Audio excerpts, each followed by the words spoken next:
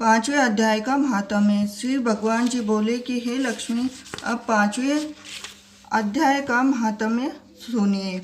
तो एक पगला नाम का ब्राह्मण अपने धर्म को नष्ट हुआ।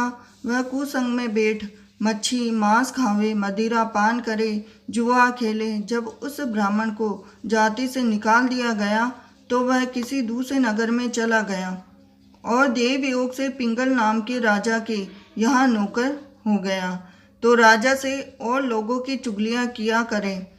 जब बहुत दिन बीते तो वह धनवान हो गया और उसने अपना विवाह कर लिया।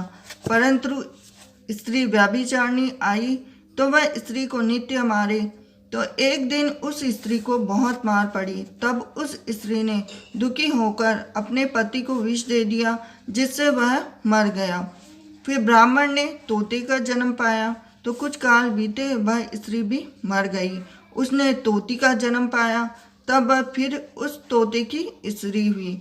एक दिन उस तोती ने तोते से पूछा कि हे तोते, तूने तोते का जन्म क्यों पाया? तो तोते ने उत्तर दिया कि हे तोती सुन, मैं अपने पिछले जन्म का हाल कहता हूँ। मैं पिछले जन्म में ब्राह्मण था, अपने गुरु की आज्ञा नहीं मानता था। मेरा गुरु बड़ा विद्वान था, उनके पास और भी विद्यार्थी रहते थे।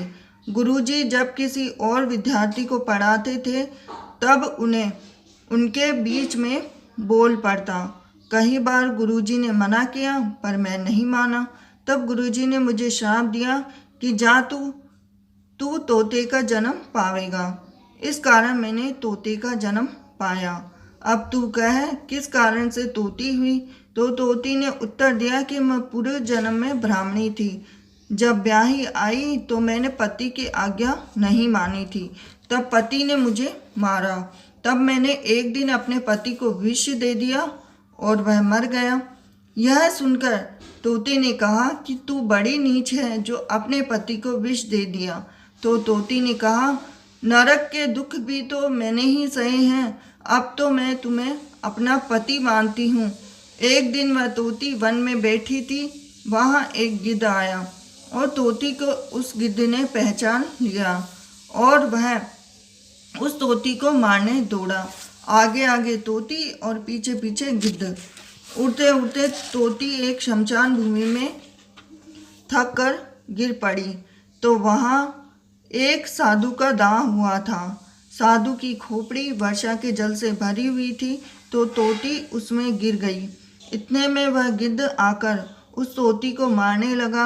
उस खोपड़ी के जल से उनकी देह भीग गई और दोनों आपस में लड़ते लड़ते मर गए तथा अदम्य देह से छूटकर देवदेही पाई।